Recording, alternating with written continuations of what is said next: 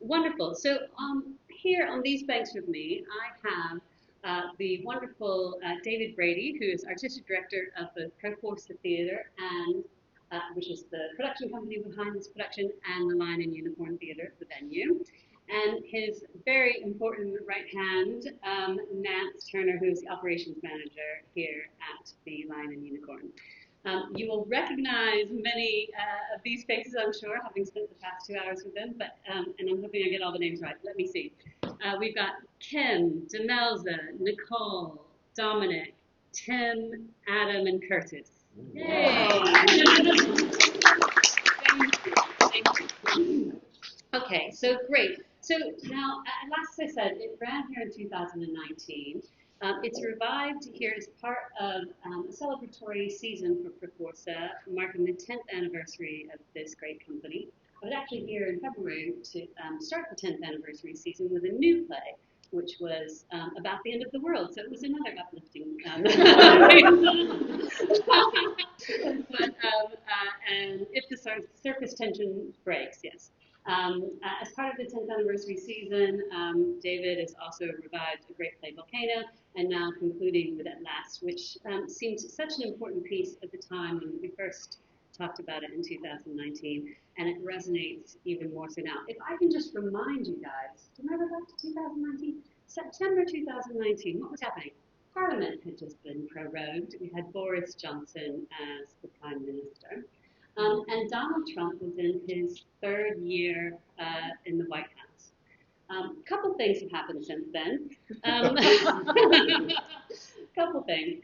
Pandemic, Ukraine, Gaza, January 6th, Trump's back in the White House, obviously. ChatGPT, that's pretty much changed things. And we've been through 3 more prime ministers since then. So why did you think now is a good time to revive this play, David? Because there's nothing like real life at all that we're going through at the moment, I suppose. When we originally wrote the show, we were talking about this earlier on today, and we talked about it in rehearsals. The show originally, when we wrote it, was like a what if. It felt very like speculative fiction, like science fiction. Maybe this will never happen here. And as we were going through the process of starting the show, it all felt it was all a bit Brexity at the time, right? And that's the lens through which the show started. So as you mentioned, like we had the first time the show was done, we had the prorogation of Parliament, we had demonstrations in Trafalgar Square. The Conservatives got voted in, and we thought that was as bad as it was going to get. And then there was that P word thing that we don't talk about. And then I think now the show feels not like it's science fiction anymore. It feels like it's more of a real response to world events. But there's not a word in the script that's been changed, like not one. So I think the show just feels very different. You did change some things on the dates, didn't you? Yes, it's now coded into the show just to make it more relevant. The date of the massive demonstration takes place 18 months prior to the show. But the script is exactly the same, word for word. Yeah. I also, I think in the marketing of the show, I mentioned to you before tonight, that it really strikes me that you say this is after 10 years of hate. And I'm US-UK dual national, although US politics rather more closely than I should like to, but it was 10 years ago this year that Donald Trump came down that escalator and changed geopolitical everything, really. And I'd like to think that we have a moment of hope that this play gives me hope. But before we get more into the play with the cast, I also want to just bring Nance into it. Nance, speaking about Proforca. So Nance is in the show. Actually. Yeah. See if you can spot her. Go on, tell me. Cameo. What's a cameo? Well, you right. Well, listen. Okay. Okay. Voiceover. The voiceover. Oh, very good. Well, you also play such an important part here at Proforca and Lion and Unicorn. The play text is available for this and 2 of the other recent Proforca shows, so I really encourage you to get that. But there's great about company piece in here. I just wanted to read a little bit of it because we say that the company is exceptionally well organized. And we work hard to make sure that we operate with high standards of integrity and stewardship, and that we ensure to take the utmost care of everyone we work with. Yeah. And I think I know a lot of that comes from David, but I think a lot of that must come from you too, Nan. Can you tell us a little bit about how that manifests itself? I think just as a human being and being in a situation and in a position where we should be kind, then that needs to be everywhere. Right? So if you're in a position of, can I say sorry? I get sorry. But if you're in a position where you're in a venue and you're welcoming all these companies in, and you're welcoming people that have probably never been in a professional space before, the first person they're going to see has to be that friendly face, right? And it's got to be a place of kindness and giving and support. And I think that's really important for any vet company and for any just human being in general. And I just hope that like me and David and the company just like welcome these people in and give them all the support they need. And that's important. It's just important. And especially now, these days, right? Like all these new graduates are coming out of drama school and like they arrive and it's kind of like we have to be the parent. Yeah. And we have to be kind about it and we have to kind of guide them through that process. And tell me a little bit about pre-show rituals, which you walked into. I walked into whether you kind of believe any kind of spiritual stuff or not, managed to convince David to sage the space before every performance, like every show that Proforca do, and I think it really helps. Well, we can't put smoke machine in here, so it makes a lot. Okay. So before we come to the audience question, let me bring the cast into you. And I singled out Demelza. So Demelza is the sole returning cast member from that 2019 run. And again, playing the mother of the two boys, who just brings so much emotional depth and grounding to the piece. What does this piece mean to you? Why did you want to do it again, Demelza? It means everything to me.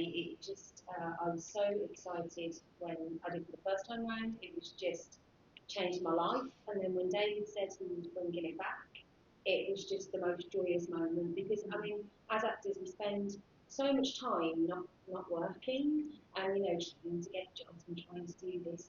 And it kind of sucks the joy out of it.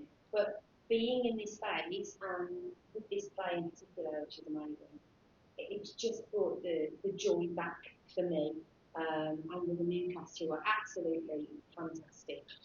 It's just everything. It's just lit me up and it's lifted me, and I'm so glad that I did come back. And more for the people who didn't, because you know. Well, we should say that some of them are doing like amazing things. So David Brady, who was in the original cast, is in like Hamlet, which is it's like amazing stuff. Like some of them have left the industry because of the word that I'm not allowed to talk about. But, yeah. Very good. Okay. So other cast members can't quite see, but yeah. How do you guys? You tell me either about the sage or how you approach this piece. What attracted you to it? I'm going to start this in Ken. Well, I saw it in 2019. I actually had a small cameo in 2019. I did one of the voice then, and I really loved the play when it was on 6 years ago. I really enjoyed it and I thought it was really electrifying then, and then we talked about it when we were bringing it back about maybe joining in and would I do the role of Yuki, which terrified me, but found it really fun. I got completely upset. I have a dog, and every time I hear about the thing that happens to the dog, it's just... I've never had a dog and I get really upset. That's terrible. Nicole, very important role that you're playing is sort of the truth teller, the collective memory. Is it a challenging role for you? Yes, I found it very interesting. So starting to work with David at the beginning, it was quite fun to just sort of see how I wanted to basically portray Grace. Because I had a few ideas before, but then again discussing with David and like finding like that sweet spot of exactly how we wanted Grace to own her power, which is something that sort of came to the rehearsal space quite a lot, and being able to find that side of her, but also find the truth and the part that sort of makes you really feel exactly what she's going through and what she's hearing from incredibly sad stories, but also very important stories. So, yeah. Great. And Dominic, as the auditor, you're sort of the everyman piece, aren't you? Like the one that really does just get sucked along and wanting to think everything's normal, but play a part in it. I think it was the most interesting thing about the character for me was the idea of just sort of a level of complicity and the guilt that sort of comes along with that. So it's really interesting to hear about him. And he obviously has this moment of rebellion at the end that sort of redeems him. So it's a very interesting character. Yeah. And Tim, you're going to be the baddie. But there's something so chilling about your sort of fascist that gets away with it. Yeah. Well, I mean, you know, he's kind of the baddie depending on how you look at it. But the things that he says. Ooh, okay. Well, the reason I say that is I sent the cast today. I sent the cast around to the cast today the front pages of 2 newspapers today that the actual headline was lines that I say in the play. And which lines are those? So it was, do we live in North Korea? Oh, yeah. That was I think, the I, and the other one was something about ID cards being sent out, which is obviously, you know, being the top news story today.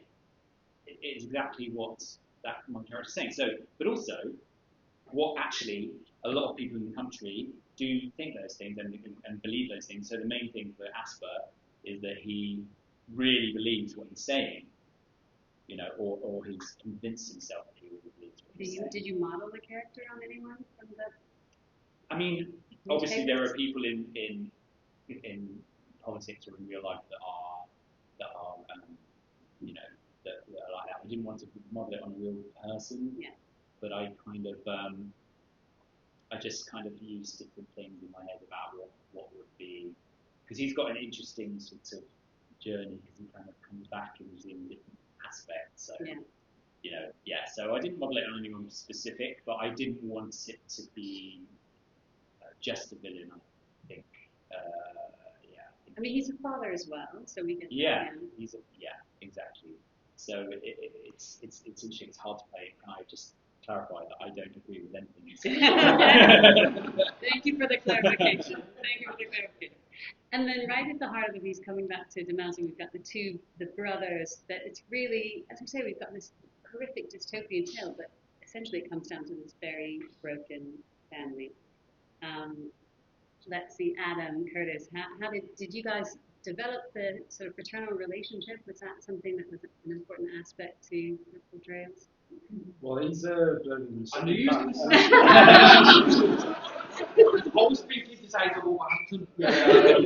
Lots of football, so I think that allowed there to be a little bit of conflict. I think that was the main thing, to be fair. Yeah. No. Yeah, I mean, we auditioned together, and it's the first day we met as well. Like, it was weird, to be honest, because it just so happens that I was living with someone that he was really good mates with at drama school, and then it just sort of like naturally kind of, you know, happened. Yeah. Wasn't not a lot of hard work needed in that respect, really. Yeah. Good. So you're going to go to the football together now. Well. Okay, very good. Well, thank you all for all of that. Now, sorry, let me come to your question. Yeah, I think because it's been 46 years and quite a bit has happened in those 6 years since you first played it and so on.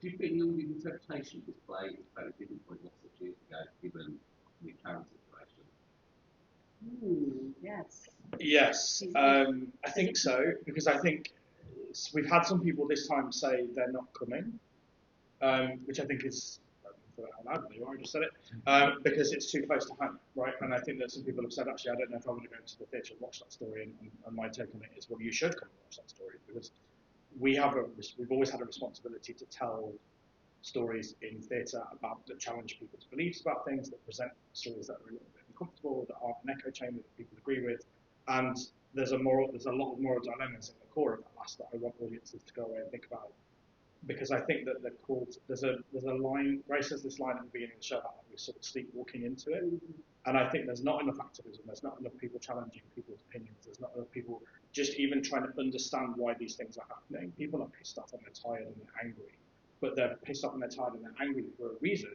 and we're not interrogating what those reasons are. And I think that we've tried to make it last very human and tried to tell it through the story of like, this is what happens to the real people. And all those people, you know, we've had a very tense week this week with people out with England flags and all of that nonsense. And I was like, oh, I've just ordered a very big Union Jack to sit in the Minor Unicorn, and isn't that going to be uncomfortable for everybody? And we're going to talk about it. But we need to interrogate like, what that stuff means and why people think about it. So in the start of when we did it 6 years ago, I think people were afraid of what that would be. And now they're actively confronting what it will be if they don't challenge it. And I really want people to go out and start having conversations with people and go, why do you think this way? Why do you feel this way? Why are you worried about these particular things?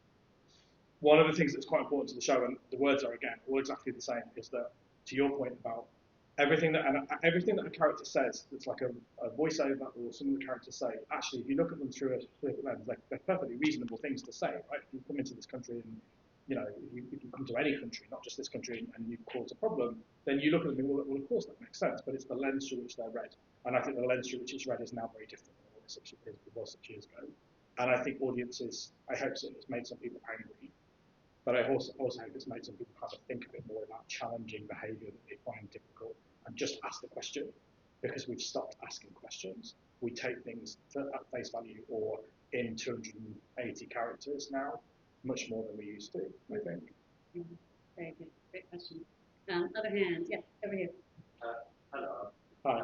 Is it just for ease of costume changes why everyone's barefoot? That wasn't actually mine. That was an original choice, and that made it way through to the end. I think somebody said it was a grounding thing. It's like a therapy thing or something. There's a movement thing. Sorry? Like the stage. Like the stage. Yeah.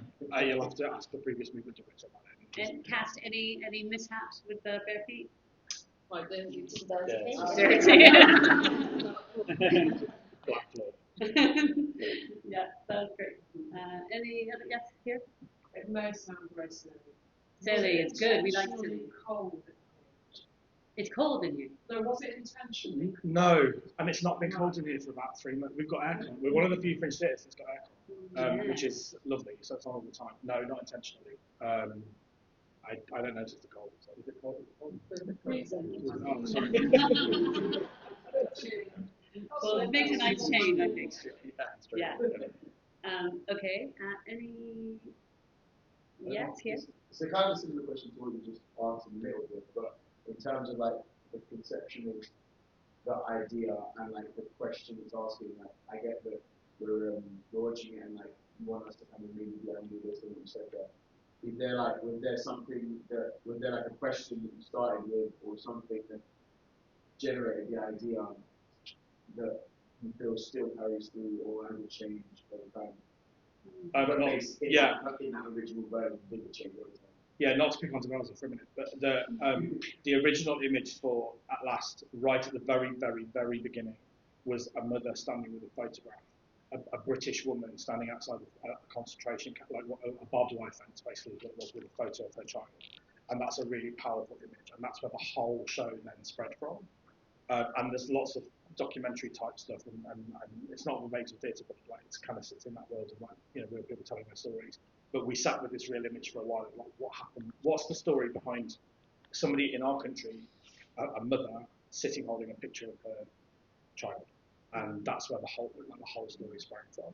And we worked with Demelza. We started working with Demelza in 2018. Yeah, and I think it was kind of a bit of we were like, who could play that role and do it justice, and that's where it started. And the rest came afterwards. I reread when we talked about this in 2019, and there was another question that I asked of everyone in the room, so please answer this. Who in the room is worried about what's happening politically in the world today? Everyone was worried. Who is more worried than they were in 2019? But I've got a friend of mine that lives in San Francisco, and he's on the wall there somewhere. And he has this. You can make it. He has this thing about like this is the last gasp of the dinosaurs, and throughout and so like lived through what's going on in America, but very much in the middle of San Francisco. His family are originally from South America, and so obviously it's so real for him now in the world he lives in. But he talks about this thing about this is their last chance. I believe. Please come back in 5 years' time and tell me that I was wholly wrong.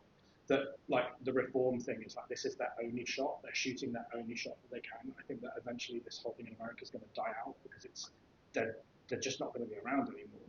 And I think that it's not sustainable. One of the things about last that we talked about, and the reason the government collapsed, if you look at fascist regimes generally, they've got about a 10-year lifespan, unless you're the Roman Empire, and that's a whole historical thing. That's a different thing for another time. But I think so. We need to go out and worry. Yes, we're all worried, but I think it's got a shelf life. And I think that the reason, and that's why I think the end of the show culminates in it dying, because it cannot sustain itself. You can't sustain that level of control, you can't sustain that level of pain, you can't sustain that level of awfulness before British people get a little bit fed up with it. It's like a broken down train, you don't want to do this anymore. So hope, but does that make sense?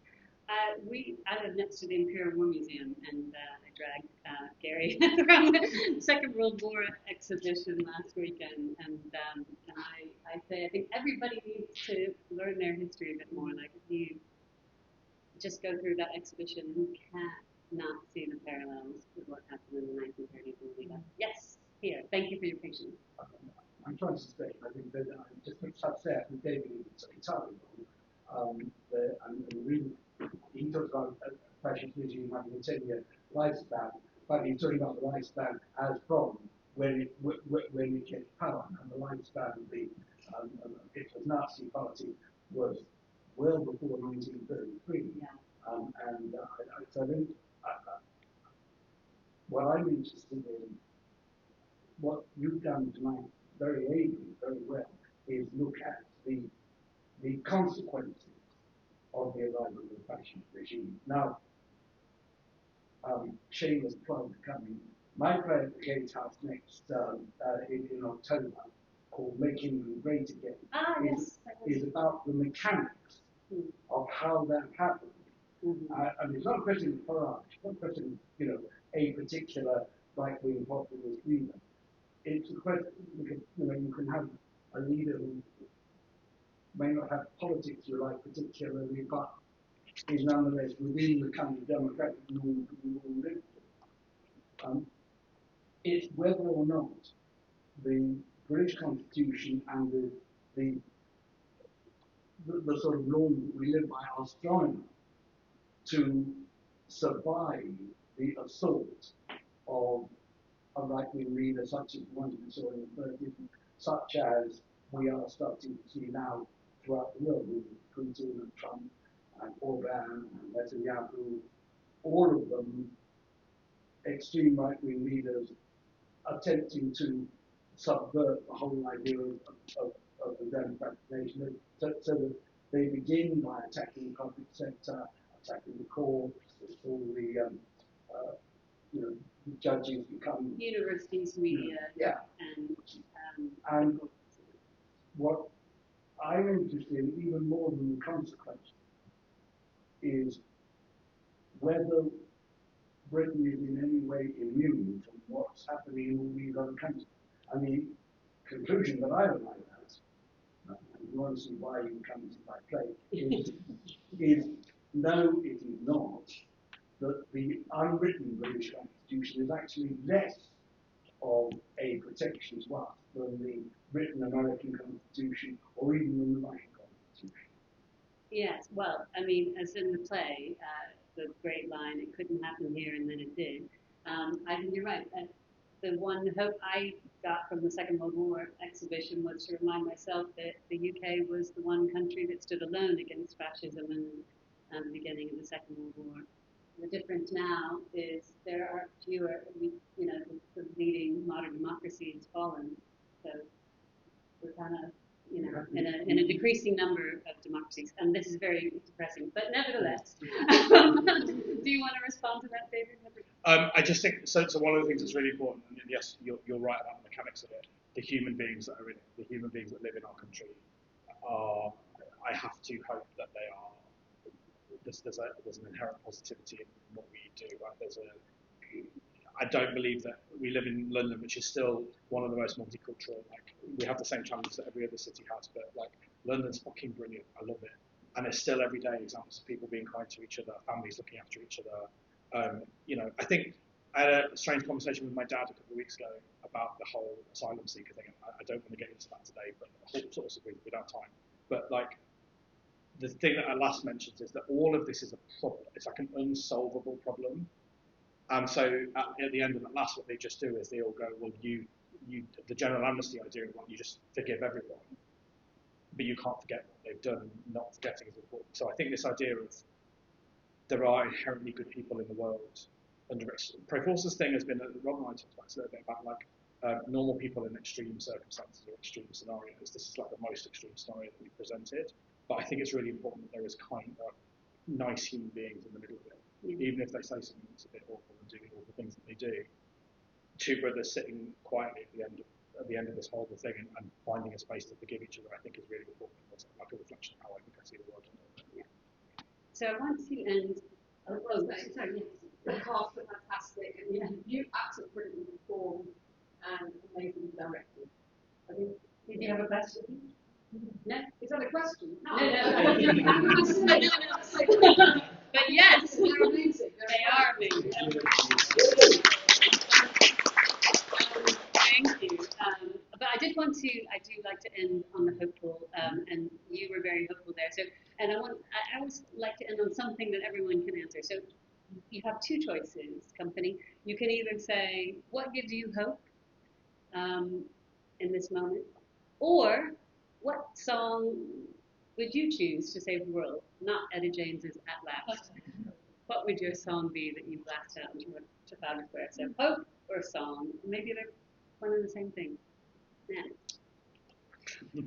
I really love the song Something Inside So Strong by, I can never pronounce his name properly, I'm really sorry, Larkfield. And it's about knocking down walls and love, basically. So that's what I would probably say. And so on this end this time, Curtis. Oh, caught me out funny time. What would I hope? Okay, yeah, just more love. More love. Adam. What song? Oh, I think of a song. There's this song by an Italian guy who he died. It's called Rino Gaetano. He died for all sorts of reasons. But anyway, he's got a song that's called But the Sky is Always Blue. So, I mean, taking that anyway. Thank you, Adam. The first dance at my wedding was Together in Electric Dreams. So I think that makes me feel happy. That makes me feel happy if I think about that song. So I'd say that's a lovely song. We're developing a playlist here. Dominic. Well, I'm being hopeful. I suppose it gives me hopes this. Things like this. If someone wrote something, got some people together and put it on, and others came and watched it. And I think there's something really amazing about that. And hopefully creativity keeps going and we'll win in the end. Lovely. Nicole. Really hope as well. Something that gives me hope is just love.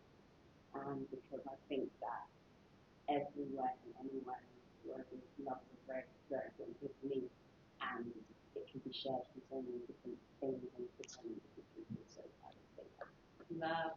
Another song as an E17 fan. It has to be, in the words of Brian Harvey, it's alright, E17. It's alright. Kim, follow that up. Oh God. I'm going to go with hope, and people give me hope. I think people can surprise you. I think community is incredibly important, especially at times like this. So people give me hope. I'm going to say my dog, but she's a gorgeous dog. And this play is on here, David, until next Saturday, the 13th of September. Yes. What's then for Proforca and the Lining? So we are going to Greenwich Theatre on Monday to take At Last for a one-off industry special showcase to the biggest chateau, biggest space that we've ever performed in. It's very exciting as a complete one-off. We finished a show here next Saturday, and then a show that we did here 2 years ago, Flashbang, is transferring to Greenwich Football at the end of January, and then goes into a tour next year as a co-program with Greenwich Theatre. So it's the biggest thing that's ever happened to us in terms of size and volume and all of that sort of stuff. So that's really exciting. We've got some new writing, new working projects in the works, and we have a project called The Side Hustle that loads of people have been involved with, which is kind of like our new writing strand with our new Nicole. So it's going to be busy. Yeah. But that's really good. So here's to the next 10 years. Here's to the next 10 and years. what's your song? It's not a step song.